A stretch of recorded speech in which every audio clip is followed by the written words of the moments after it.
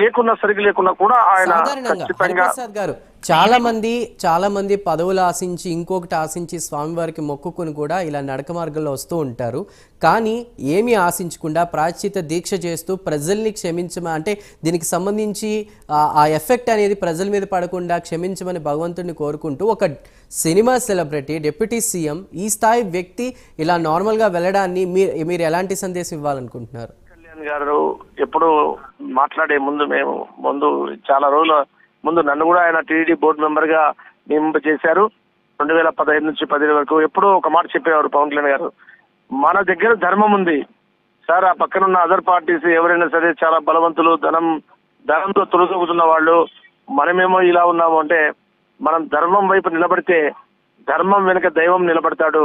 ఖచ్చితంగా మనము ధర్మం కోసం పోరాడాలనే అకుంఠితమైన దీక్ష కలిగిన వాడు కాబట్టి ఈ రోజు అక్రమ పాలన అయిన వైఎస్ఆర్ పాలన అంతమొందడానికి అత్యంత ముఖ్య పాత్ర ఎవరైనా పోషించారు ఎన్డీఏ కూటమి రాష్ట్రంలో గాని అలాగే దేశంలో గాని ఈ రోజు పరిపాలనలోకి రావడానికి ముఖ్య కారకులైన వ్యక్తి ఎవరైనా ఉన్నారంటే అది పవన్ కళ్యాణ్ గారే అని విషయం ప్రతి ఒక్కరి నోట ఈ రోజు ఒక్క వ్యక్తి వల్ల ఈ రోజు ఆంధ్ర రాష్ట్రంలో ప్రజలు గాలి పీల్చుకుంటున్నారు. రాక్షస పాలన పోయింది.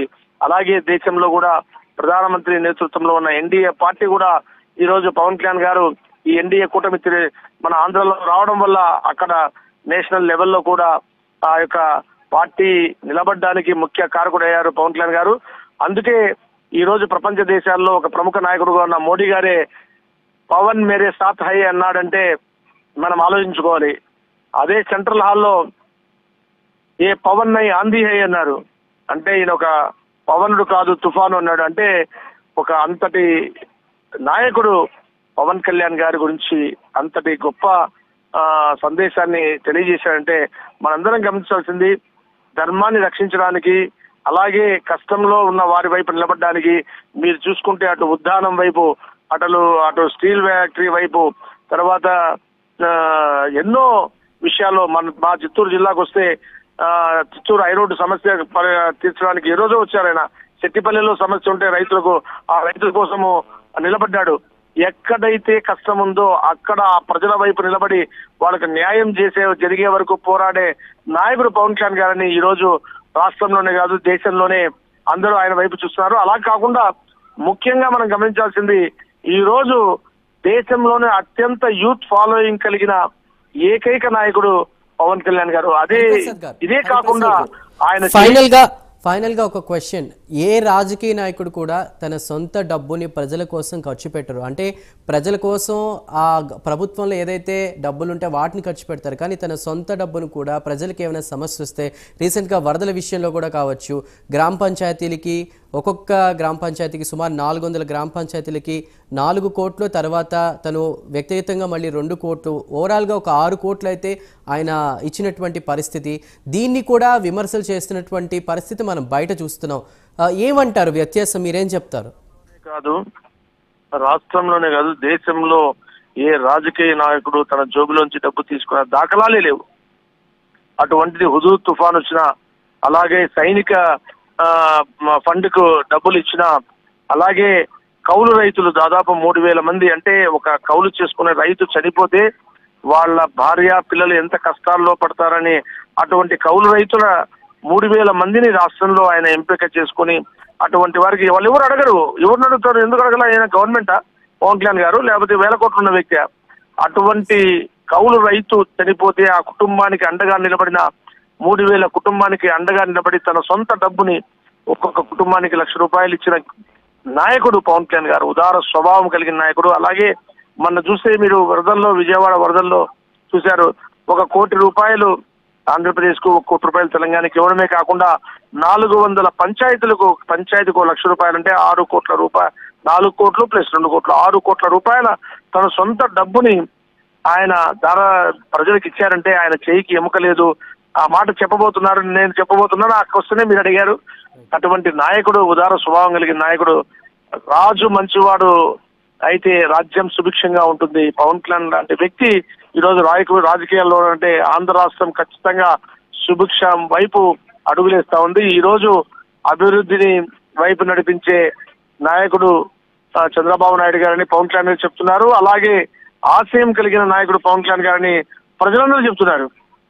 ఒక ఆశయంతో ఈ రోజు రాజకీయాలంతా కూడా భ్రష్టు పట్టి రాజకీయాల్లో స్వలాభం కోసం అడుగులు వేసే ఈ పరిస్థితుల్లో తన సొంత డబ్బును ఖర్చు పెట్టి ఈ రాజకీయంలో ఒక రాక్షస పాలనను పోగొట్టి ప్రజలందరూ ఊపిరి పీల్చుకునేలాగా, అంటే ఒక బకాసురుడు ఉంటే ఆ ఊర్లో అందరూ రోజుకు ఒకరిని బలి ఇవ్వాల్సింది, అటువంటి బకాసురుడు చనిపోతే ఎలాగైతే ఆనందపడతారో అలాగే జగన్మోహన్ రెడ్డి నిన్ను అతపాతానికి తొక్కుతానని 150 సీట్లను 11 సీట్లకు తగ్గించిన నాయకుడు ఏదైనా ఉన్నారంటే అది పవన్ కళ్యాణ్ గారు మాత్రమే అనే విషయాన్ని మీరు గమనించాలి. ప్రజలందరూ దీన్ని గమనిస్తున్నారు.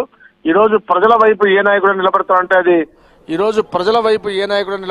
అది పవన్ కళ్యాణ్ గారు మాత్రమే. అలాగే పరిపాలనలో కూడా దీక్షత ఉండాలి. పరిపాలనలో కూడా ఎంతో ఈరోజు మీరు చూస్తే పంచాయతీ మన వ్యవస్థ, పంచాయతీ రాజ్ వ్యవస్థలో దాదాపు 9,900 కోట్ల రూపాయలు 2 సార్లు తెప్పించి ఫండ్ పంచాయతీ గ్రామ పంచాయతీ ఆయన చెప్తున్నాడు ఒక్కడే మాట. ఆయన ఒక మాట క్లియర్ చెప్తున్నాడు. ఏం చెప్తున్నాడంటే చాలా క్లియర్గా ఆయన ఒక మాట చెప్తున్నాడు. గ్రామ స్వరాజ్యం, గ్రామంలో స్వాతంత్రం వచ్చింది, గ్రామంలో ఒక చైతన్యం వచ్చిందంటే ఆ దేశం అభివృద్ధి చెందుతుందని. అలాగా 13,326 గ్రామాల్లో ఈరోజు చైతన్యం తీసుకోవడానికి మొన్న ప్రతి పంచాయతీలను కూడా ఆయన సభ చేశారు. ఆ విషయంలో ఆయన కడప జిల్లాలో మైసూరువారిపల్లిలో ఒకే ఒక అమ్మాయి సర్పంచ్ అయింది లాస్ట్ ఎలక్షన్స్లో. ఆ అమ్మాయిని అక్కడ సర్పంచ్ అని గుర్తుపెట్టుకొని కడప జిల్లాకు వచ్చి ఆయన పాల్గొని ఒక మాట చెప్పాడు ప్రజలకి, మీరు చైతన్యవంతులు ఉండాలి. రాజకీయం అనే ఒక సముద్రం మధ్యలో మనం ఉండి ప్రజలందరూ కూడా మేము రాజకీయాలకు చాలా దూరంగా ఉన్నాం, రాజకీయాల్లో లేమనుకుంటున్నారు. కానీ మనం తాగే నీరు, తిరిగే ఫ్యాను, కరెంట్ వెలిగే లైటు, మనం తిరిగే బండిలో పెట్రోలు, ఎవ్రీథింగ్ పాలిటిక్స్ మీద డిపెండ్ అయి ఉంటుంది. కాబట్టి రాజకీయ చైతన్యం ప్రజలందరిలో రావాలి, ప్రశ్నించే గుణం రావాలి. ఒక సర్పంచ్ ఈరోజు ఆయన ప్రతి గ్రామ సర్పంచ్ కార్యాలయాల్లో ఒక ఇది పెట్టాడు, బోర్డు, ఎంత ఫండ్స్ వస్తున్నాయి, ఏంటి ఏం కథ ప్రజలందరికీ తెలియజేయాలని. కాబట్టి చైతన్యాన్ని, రాజకీయ చైతన్యాన్ని ఆయన మొదలుపెట్టాడు. ప్రజలు రాజకీయం అనే సముద్రం మధ్యలో ఉండి మేము రాజకీయాలకు దూరంగా ఉన్నామనుకుంటున్నారు. ప్రతి ఒక్క ప్రజలు కూడా రాజకీయం గురించి ఆలోచించాలి. మంచి రాజకీయ వ్యవస్థ వస్తే ఆటోమేటిక్గా ప్రభుత్వం చాలా అద్భుతంగా ప్రణాళికలతో మన రాష్ట్రాన్ని, దేశాన్ని ముందుకు తీసుకుపోవచ్చు అనే ఆలోచన కలిగిన పవన్ కళ్యాణ్ గారు ఈరోజు ధర్మో రక్షితి రక్షిత, సనాతన ధర్మాన్ని మనం కాపాడాలనే ఆలోచనలో ఈరోజు గత పాలకులు చేసిన తప్పులన్నింటినీ కూడా ప్రాయశ్చితంగా ఆయన దీక్ష వేసి ఆ దీక్ష విరమింపడానికి ఈరోజు కాలినడకన అందరూ కూడా వద్దు సార్ మీరు కొంచెం డల్గా ఉన్నారు, మనం వెహికల్ వెళ్ళిపోదాము, లేకపోతే అక్కడ శ్రీవారి మెట్లో వెళ్ళిపోదామని చెప్పినా కూడా ఈ పెద్ద మెట్టు సైడ్ నుంచి వచ్చి నడుచుకుంటూ వస్తూ స్వామివారి దీక్ష విరమణ చేయాలని వస్తున్నారు. ఖచ్చితంగా ఒక మాట చెప్తున్నాం, రాబో రోజుల్లో పవన్ కళ్యాణ్ గారు ప్రజలందరిలో రాజకీయ చైతన్యాన్ని తీసుకొచ్చి ఎవరైతే ప్రజలు ఈ రాజకీయాలు భ్రష్టు పట్టాయంటున్నారో ఆ రాజకీయాల్ని ప్రక్షాళన చేసి గంగా జలం లాంటి ఒక గంగా నదిలాగా రాజకీయాన్ని తీసుకొచ్చి మంచివారు రాజకీయాల్లోకి వస్తే రాజు మంచివాడైతే రాజ్యం బాగుంటుంది. అలాగా ఎమ్మెల్యే అంటే ఒక కాన్స్టిట్యున్సీకి ఒక రాజు లాంటి వాడు. అటువంటి మంచి తరం రాజకీయాన్ని తీసుకురావాలనే ఆలోచన కలిగిన మహోన్నతమైన వ్యక్తి పవన్ కళ్యాణ్ గారు. ఆయన యొక్క దీక్ష ఈరోజు ఆయన ప్రశాంతంగా నడిచి వచ్చి కొండకెళ్ళి రేపు స్వామివారి దర్శనం చేసుకుని దీక్ష విరమింపజేసి ఆ మరుసటి రోజు వారాహి సభలో ఖచ్చితంగా ఈ యొక్క లెక్కలన్నీ కూడా ఏవైతే లెక్కలున్నాయో ఇందాక నేను చెప్పాను ప్రతి ఒక్క లెక్కను ఆయన ప్రజలకు తెలియజేసే విధంగా ముందుకేస్తారు. తప్పు ఎవరు చేసినా తప్పే. అది కాకుండా ఒక ధార్మిక క్షేత్రాన్ని గత పాలకులు వ్యాపార క్షేత్రం చేశారు. ప్రతి ఒక్క పాయింట్ని ప్రజలకు తెలియజేసి ప్రజలు కూడా సనాతన ధర్మాన్ని గౌరవించాలని తెలియజేస్తున్నారు. ఈ యొక్క అవకాశం ప్రైమ్ 9 వారు ఇచ్చినందుకు మనస్ఫూర్తిగా ధన్యవాదాలు తెలియజేస్తున్నాను. సార్, మొదటి నుంచి ఆయన ప్రాయశ్చిత్త దీక్ష మొదలుపెట్టినప్పటి నుంచి ఆయన వస్త్రధారణలో ప్రత్యేక ఆకర్షణగా ఉంది. అంటే ఈరోజు కూడా ఆయన వారాహి అమ్మవారికి ఇష్టమైనటువంటి వస్త్రధారణ చేసి ఆయన అలిపిరి నడక మార్గంలో వస్తున్న పరిస్థితి ఎలా తీసుకోవచ్చు? ముఖ్యంగా ఆయన సనాతన ధర్మంలో చాలా ఉంటాయి. మనము ఒక్కొక్క రోజుకి ఒక్కొక్క ప్రత్యేకత ఉంటుంది, ఒక్కొక్క భగవంతునికి ఒక్కొక్క ప్రత్యేకత ఉంటుంది. ఇప్పుడు వినాయక స్వామి గణాధిపతి అంటారు, సుబ్రహ్మణ్య స్వామి సేనాధిపతి అంటారు, వెంకటేశ్వర స్వామి సకల కోరికలను తీర్చే కలియుగ దైవం అంటారు. అలాగా మనము ఒక్కొక్క పూజ చేసేటప్పుడు ఒక్కొక్క విధంగా ఆచారాలు ఉంటాయి. ఆ ఆచారాలను గౌరవిస్తూ ఆయన ఈరోజు వస్త్రధారణ కూడా ఆయన అవన్నీ కూడా చాలా సిస్టమేటిక్గా ఫాలో అయ్యే వ్యక్తి పవన్ కళ్యాణ్ గారు. ఏదైనా కూడా మనం అనుకుంటాం కొన్ని టెంపుల్స్లో వెళ్ళినప్పుడు మనము షర్టు తీసేసి వెళ్ళాలి, అలాగా రకరకాల రూల్స్ ఉంటాయి, వాటన్నిటిని పాటిస్తారు ఆయన ఎంతో భక్తి భావన కలిగిన వాళ్ళు. నేను చెప్పాను ఇందాకనే ఫోన్లో, మనం ఇప్పుడు లైవ్లో చెప్తున్నాను. సార్ మనం ఇంత రాజకీయంలో ఇలా పోరాడుతున్నాం కదా, మన దగ్గర పార్టీకి డబ్బులు ఎక్కడున్నాయి, మనకు అంత వ్యవస్థ ఎక్కడుంది అని నేను అడిగిన ప్రతిసారి ఆయన చెప్పేవాడు, మనం ధర్మం వైపు నిలబడి ప్రజల కోసం పోరాడుతున్నాం. ధర్మం వైపు ఎవరైతే నిలబడతారో వాళ్ళ వెనకాల దైవం నిలబడతారు. దైవం ఎక్కడుంటుందో అక్కడ విజయం ఖచ్చితంగా ఉంటుంది. మనము పురాతనలో తీసుకున్నా కూడా 18 అక్షోహిణులు పోరాడితే దాదాపు 11 అక్షోహిణులు కౌరవుల వైపు ఉంటే 7 అక్షోహిణులు మాత్రమే పాండవుల వైపు ఉంటుంది. కానీ అక్కడ ధర్మం వాళ్ళ వైపు ఉంది, ధర్మం వెనుక శ్రీకృష్ణ భగవానుడు ఉన్నాడు. కాబట్టి అటువైపు ఉన్న ద్రోణుడు, కృపాచార్యుడు ఎంత బలవంతులు ఉన్నా కూడా వాళ్ళు ఓడిపోవడానికి కారణం వాళ్ళు అధర్మం వైపు నిలబడ్డం. అంతిమ విజయం ధర్మందే. ఆ ధర్మాన్ని తూచా తప్పకుండా పాటించే నాయకుడు ఈరోజు రాష్ట్రంలో దేశంలో ఎవరన్నా ఉన్నారంటే అది పవన్ కళ్యాణ్ గారు మాత్రమే. మేము గర్వంగా జనసేన నాయకులు చెప్పుకుంటాం. ధర్మాన్ని తప్పని నాయకుడు ఈరోజు రాజకీయ ప్రక్షాళన చేసి చదువుకున్న వాళ్ళు, అలాగే మంచి మనసున్న కలిగిన వాళ్ళు రాజకీయాల్లో ముందుకు రావాలి అని ఆయన ఒక ఆలోచనలో ప్రతి ఒక్కరికి కూడా అన్కండిషనల్గానే జాయిన్ చేయించుకుంటాడు. నాకు అది ఉండాలా, ఇది ఉండాలా, నేను చాలా పెద్దోడిని, నాకు ఆ పోస్ట్ ఇస్తే వస్తాను, ఈ పోస్ట్ ఇస్తే వస్తానంటే అని చాలా క్లియర్ చెప్తారు. నాకు అవసరం లేదు, నా పార్టీ యొక్క లైన్ ఫాలో అయితేనే నా దీంట్లో చేరండి, మీరు చెప్పినట్టు ఉండదు. అలాగా పవన్ కళ్యాణ్ గారు చాలా నిష్ఠగా ఉంటారు ఏ విషయంలో అయినా కూడా. కాబట్టి అంటే ఈరోజు ఆయన అయితే నడకదారి మొదలుపెట్టినప్పటి నుంచి రాత్రికి చేరుకునేంత వరకు ఆయన ప్రత్యేకంగా ఏర్పాట్లు చేసిన పరిస్థితి. అంటే ప్రధానంగా ఆయన ఒకవేళ గెస్ట్ హౌస్ చేరుకున్న తర్వాత స్వామివారిని దర్శించుకోబోతున్నారు, లేకపోతే రేపు శ్రీవారిని దర్శించుకున్న తర్వాత ఎక్కడెక్కడ ఆయన వెళ్ళే అవకాశం ఉంది. ముఖ్యంగా తిరుమలలో ప్రధాన ఆలయాలు కొన్ని ప్రాంతాలకు వెళ్ళే అవకాశం ఉందని చెప్పేసి అంటున్నారు. ప్రధానంగా జపాలి తీర్థం కూడా ఆయన సందర్శించున్నారని ప్రధానంగా అధికారులు కూడా ఏర్పాటు చేశారు. ముఖ్యంగా తిరుమలలో భక్తులకు సంబంధించి కావచ్చు, ఆ అన్నప్రసాదాలకు సంబంధించి కూడా ఆయన పరిశీలన చేయబోతున్నారని చెప్పేసి అంటున్నారు. ఎలా అన్ని ఆయన షెడ్యూల్కి సంబంధించి ఏంటి? పవన్ కళ్యాణ్ గారు 2009లో కూడా ఒకసారి ఆయనతో పాటు మేము నడిచి వచ్చాము. ఆ రోజు కూడా ఆయన జాపాలి తీర్థం వెళ్ళారు. మరలా 2018లో పవన్ కళ్యాణ్ గారు వచ్చారు, అప్పుడు కూడా జాపాలి తీర్థం వెళ్ళారు. ప్రత్యేకించి మెగా కుటుంబం అంతా కూడా ఆంజనేయ స్వామి భక్తులు. అటువంటిది ఆ ఆంజనేయ స్వామి జపం చేసిన జాపాలి గురించి వాళ్ళందరికీ కూడా చాలా ఆంజనేయ స్వామి అంటే భక్తి. మాకు ప్రోగ్రాం అంటే ఆయన వెళ్ళరు అనేది చూస్తున్నారు కదా మీరు. ఆయన నడిచి వస్తారంటే ఎంత డిస్టర్బెన్స్. కాబట్టి కొన్ని తెలియకుండా ఉండడం వేలు. ఆయన భక్తితో వెళ్ళి ఆ భగవంతుని దండం పెట్టుకొని రావాలి.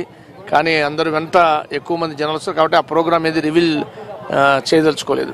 అంటే సార్ రేపు స్వామివారి దర్శనానంతరం తరిగొండ వెంగమామ అన్నదాన సత్రాన్ని సందర్శిస్తారన్నారు. అంటే అక్కడ కాకుండా ఏదైనా లడ్డూ పోటు, అంటే ఇప్పుడు లడ్డూ సంబంధించి ఆయన బాధించిందని చెప్పేసి ఆయన ప్రాయశ్చిత్త దీక్ష ప్రారంభించిన పరిస్థితి. అంటే అందులో నేపథ్యంలో లడ్డూ పోటును కూడా ఆయన పరిశీలించే అవకాశం ఉందా రేపు?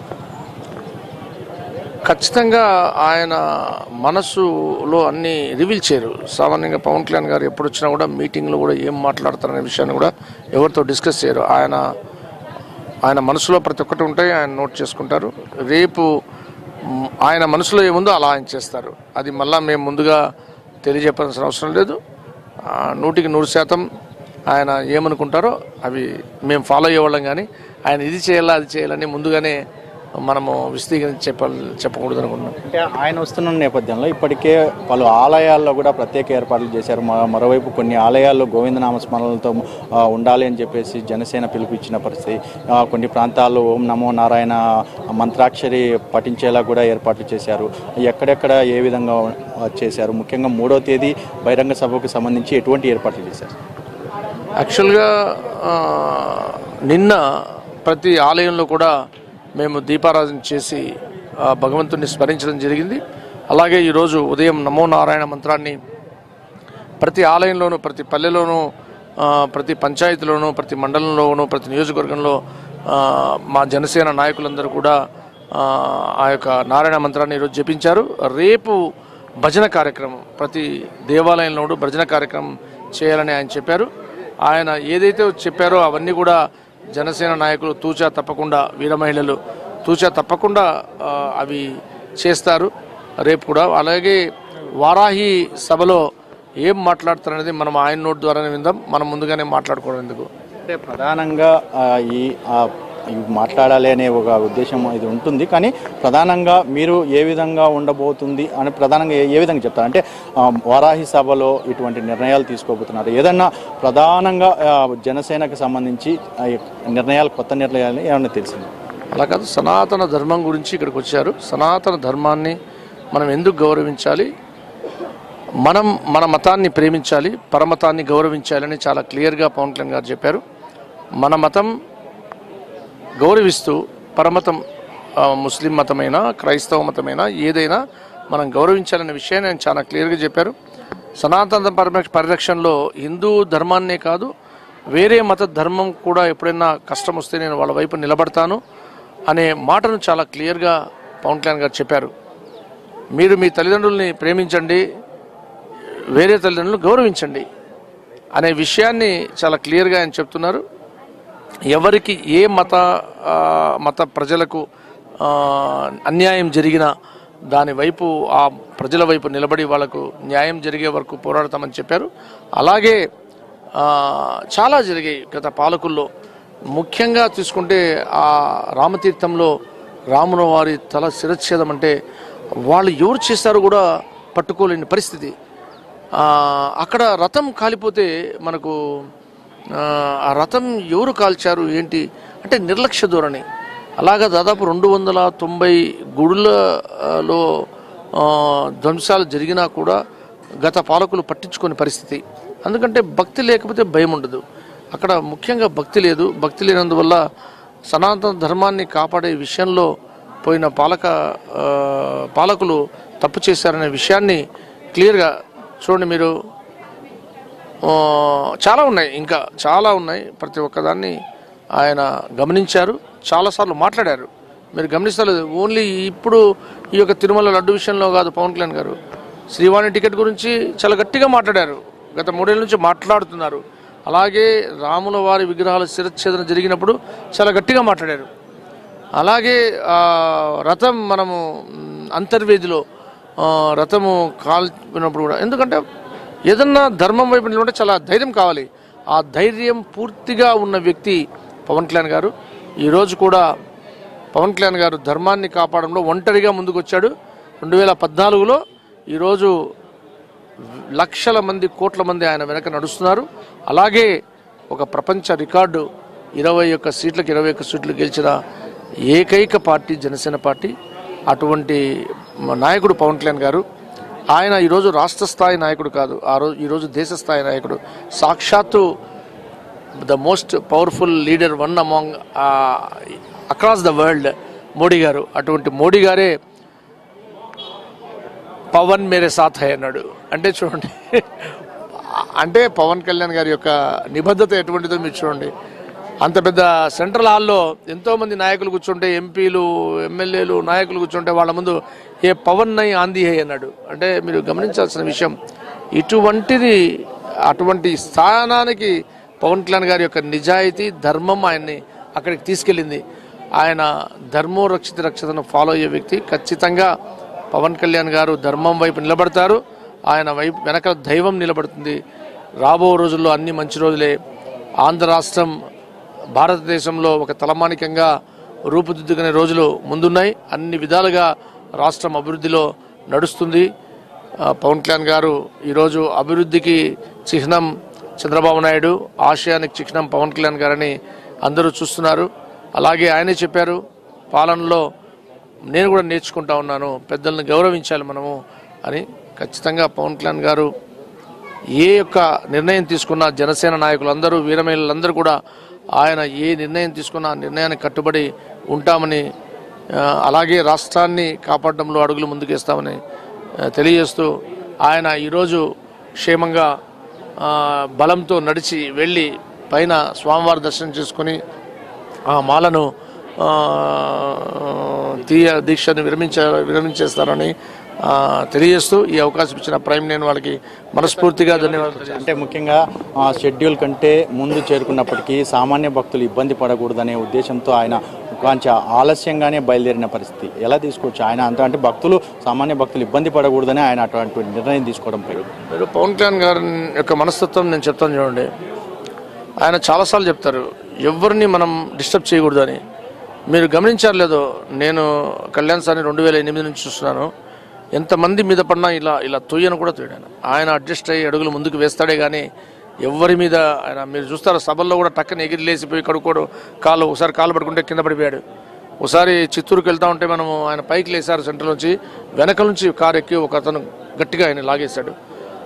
అయినా కూడా కించిత్ కోపాన్ని కూడా తెచ్చుకోకుండా ఓపిక కలిగిన మహోన్నతమైన వ్యక్తి పవన్ కళ్యాణ్ గారు. ఖచ్చితంగా ఆ వ్యక్తిత్వాన్ని, ఆయన్ని ప్రజలు ఇంకా బాగా చూసే రోజులు మున్ముందున్నాయి. 100% పవన్ కళ్యాణ్ గారి నాయకత్వాన్ని ప్రజలందరూ కూడా ఈరోజు హర్షిస్తున్నారు. మాట చెప్తే మాట మీద నిలబడే నాయకుడు పవన్ కళ్యాణ్ గారని. ఈరోజు రాష్ట్రంలో, దేశంలో ఎన్డీఏ ప్రభుత్వం రావడానికి ముఖ్య కారకుడైన వ్యక్తి పవన్ కళ్యాణ్ గారు. ఒక చేత్తో మోడీ గారిని, ఇంకో చేతిలో చంద్రబాబు నాయుడు గారిని కలిపి రాష్ట్రంలో కూడా ఎన్డీఏ కూటమి పోరాటం చేయాలి. ఒక రాక్షసునితో కొట్టాడాలంటే మంచి వాళ్ళంతా కూడా కలవాలని ఆయన యొక్క నిర్ణయమే ఈరోజు ఎన్డీఏ ప్రభుత్వం ఆంధ్రప్రదేశ్లో రావడానికి, అలాగే ఎట్లయితే వచ్చిందో ఈ యొక్క ఎంపీలు కూడా అక్కడ ఎన్డీఏ ప్రభుత్వం నేషనల్ లెవెల్లో రావడానికి ఇండైరెక్ట్గా పవన్ కళ్యాణ్ గారే కారకులయ్యారు. కాబట్టి ఆయన యొక్క మాట మరీ చెప్తున్నాను మరొకసారి, ధర్మో రక్షిత రక్షిత. ధర్మం వైపు మనం నిలబడు, మన వెనకల దైవం నిలబడతాడు. దైవం ఏ వైపు ఉంటే ఆ వైపే విజయం. నమో వెంకటేశ్వర. ఇక్కడ పరిస్థితి ముఖ్యంగా ఏదైతే భక్తులకి సంబంధించి ఎటువంటి ఇబ్బందులు లేకుండా టీటీడీ ప్రత్యేక ఏర్పాట్లు చేసింది. మరోవైపు భక్తులకి ముఖ్యంగా అక్కడ రేపు దర్శనానికి సంబంధించి చూసుకున్నట్లయితే రేపు శ్రీవారిని దర్శించుకొని రేపు ఏదైతే అక్కడ అంటే భక్తులు ఉండే ప్రాంతం లేకుండా అంటే అన్నదాన సత్రాలు అన్నీ ఆయన అయితే సందర్శిస్తారు. ముఖ్యంగా మరోవైపు జపాలి తీర్థం వెళ్తారా లేదా అనే దాని మీద కూడా పూర్తిగా సందిగ్ధత నెలకొందని చెప్పేసి ఆయన అయితే తెలుపుతున్న పరిస్థితి. ఎందుకంటే ఇప్పటికే ఆయన వెంట వేల మంది అభిమానులు కావచ్చు, మరోవైపు కార్యకర్తలు, మరోవైపు భారీ స్థాయిలో నడక మార్గంలో నడిచి వస్తున్న పరిస్థితి అయితే ఉంది. ముఖ్యంగా ఇప్పటికే ఆయన్ని కలిసేందుకు ఇక్కడ మనం ఏదైతే చూస్తున్నామో ఈ ప్రాంతంలో ఎక్కడ చూసినా అభిమానులు కావచ్చు, మరోవైపు కార్యకర్తలు అందరూ ఈ ప్రాంతానికి చేరుకుంటున్న పరిస్థితి అయితే ఉంది. ఆయన్ని ఒకసారైనా కలవాలని ఉద్దేశంతో మొత్తం అంటే జనసేన పార్టీ నాయకులు కావచ్చు, మరోవైపు భక్తులు అంటే ఏదైతే మనం చూస్తున్నాం ఏదైతే భక్తులు కూడా పూర్తిగా ఆయన అయితే చూడాలి, ఆయన అయితే కలవాలని చెప్పేసి వాళ్ళైతే కోరుతున్న పరిస్థితి ఉంది. ముఖ్యంగా ఏదేమైనప్పటికీ మరి కాసేపట్లో ఏదైతే జనసేన అధినేత పవన్ కళ్యాణ్ ఏదైతే మోకాళ్ళ పర్వతానికి చేరుకోబోతున్నారని చెప్పేసి ఇప్పటికే ఏదైతే ఈ జనసేన పార్టీ నాయకులు తెలుపుతున్నారు. ఏదైతే ఇప్పటికే ఆయన ఒక గాలిగోపురం వద్దకైతే చేరుకున్నట్లయితే తెలుస్తుంది. గాలిగోపురం నుంచి 7వ మైలు వద్ద ఉన్నటువంటి ఆంజనేయ స్వామి విగ్రహం వద్ద ప్రత్యేక పూజలు చేయనున్నారని చెప్పేసి ఇప్పటికే అక్కడికి సంబంధించి అధికారులు కూడా భారీ స్థాయిలో అక్కడికి చేరుకున్నారు. ముఖ్యంగా భక్తులు సంబంధించి ఆ ప్రాంతంలో ఎవరూ లేకుండా చేసి పూర్తిగా ఆయన పూజలు చేసిన అనంతరం అక్కడి నుంచి నేరుగా గాలిగోపురం అంటే ఏదైతే మోకాళ్ళమిట్ట పర్వతం వద్దకైతే చేరుకునే అవకాశం ఉంది. రాత్రి 8:30 తిరుమలకు చేరుకునే అవకాశం ఉన్నట్టయితే తెలుస్తోంది. Over to studio.